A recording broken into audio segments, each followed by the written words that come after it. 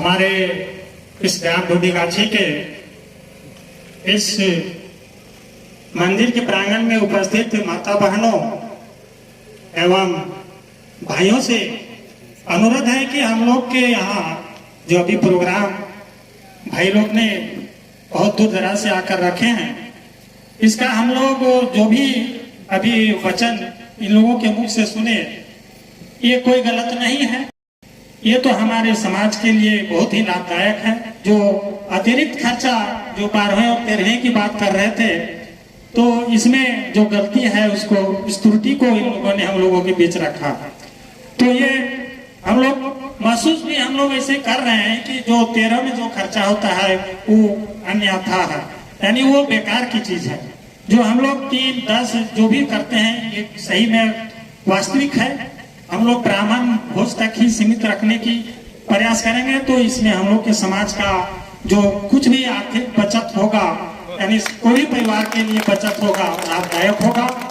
और यहाँ तक कि जैसे मान लीजिए कि कफन की बात हुई, ये तो और बहुत ही अच्छा संदेश हम लोगों के बीच आकर रखे हैं कि एक कफन हम लोग जो दुकान से लेते हैं, जैसे 50 रुपया 100 रुपया जैसा भी होता है, हम लोग कफन लेके उसको रख देते हैं। तो रखने से हम लोगों को क्या फायदा होता है? वो हवा में कहीं उड़ जाता है, या तो क्या हो जाता है, नहीं हो जाता है, हम लोग तो देखते नहीं हैं। लेकिन अगर वही पैसा अगर हम लोग उस जो दुख घड़ी में खड़ा है, उस परिस्थिति में खड़ा है, जिसको हम लोग जिस किसी घर में जैसे मृत्यु होता है, उसका जो पीछे वाला आदमी है, जैसे उसका लड़का हो या तो भाई हो, कुछ भी हो, उसका समय माने सहयोग के लिए ये बहुत ही जरूरी है। क्योंकि ये तो हम लोग जो पैसा उस कफन में लगाते हैं और वो पैसा हम लोग को बेकार का चल जाता है, कोई फायदा नहीं होता है, ना समाज का होता है ना उस आदमी का होता है।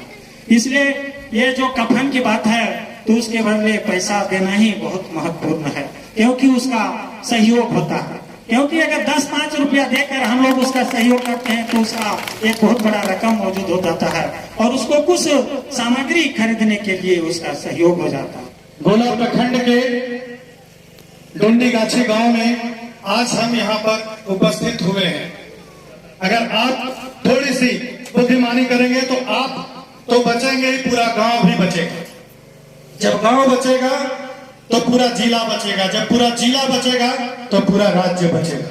हमारे गरुड़ पुराण में टोटल 16 अध्याय हैं और 16 अध्याय में क्या क्या जिक्र है उसका, उस बात को समझिएगा। उसमें लिखा हुआ है साफ साफ कि आप जब भी भोजन करें, अगर आपके घर में मृत्यु हो गई हो तो आप जब भी भोजन करें तो एक साथ करें, मिलकर करें, एक बार करें, तभी मृतक की आत्मा को शांति मिलती है। ये साफ साफ गरुड़ पुराण कहता है, हम नहीं। तो साथियों, हम एक के दिन, आप याद कीजिएगा, हम एक के दिन साथ में मिलकर भोजन करते हैं। 3 के दिन भी हम लोग साथ में मिलकर भोजन करते हैं, एक साथ एक बार करते हैं। 7 के दिन भी करते हैं, एक साथ एक बार मिलकर करते हैं। 10 के दिन भी हम लोग एक साथ मिलकर करते हैं। लेकिन जैसे परहवा आता है, पूरा का पूरा सिस्टम गड़बड़ हो जाता है। गरुड़ पुराण ने हमें कहां तक इजाजत दी है, हमें वो करना। पूरे गांव में ये परिचलन देखे जा रही है, सफेद सफेद पंडाल लगा करके भव्य रूप से यह कार्यक्रम को अंजाम दिया जा रहा है। और तो और अब तो हद हो रही है, मात्र 4 से 5 हजार रुपए के राशन दे करके और शोकाकुल परिवार के साथ में फोटो खिंचवा करके और सोशल मीडिया में उसे वायरल किया जा रहा है। हमें समझना होगा साथियों कि क्या वो व्यक्ति हमें मदद करने आ रहा है या हमारी गरीबी का मजाक उड़ाने आ रहा है। कि फोटो खींच करके सोशल मीडिया में डालना ये कहां तक उचित है।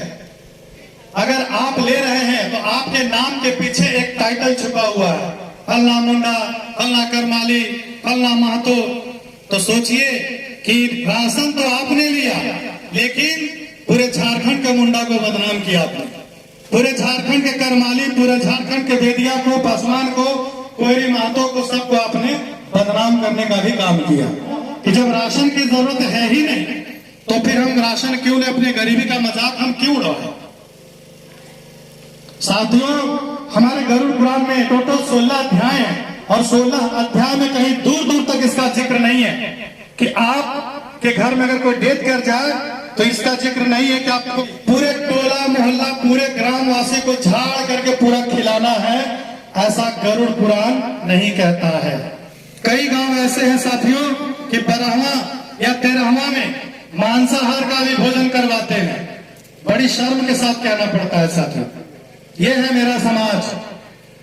आदमी मर गया उसका चिंता नहीं है, अब तो मछली खियावे के लगता का कर में जान वाला जाए चल गए, का दिक्कत, इतना संपत्ति छोड़ के गेले हो, यही से बोलते हैं ना हम लोग। साथियों जागना होगा।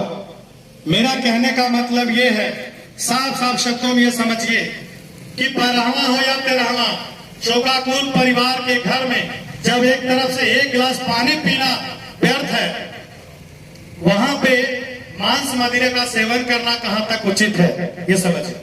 यानी साफ शब्दों में हम कह सकते हैं साथियों कि 12वां या 13वां में मृतक के घर में मांसाहार का सेवन करना या करवाना, ये गरुड़ पुराण का अपमान है।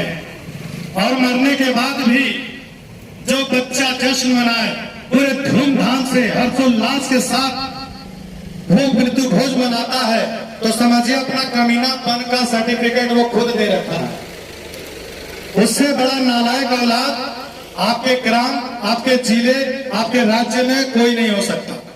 एक एक गांव को जगाना, एक एक गांव को बचाना हमारा मकसद है, और कुछ नहीं।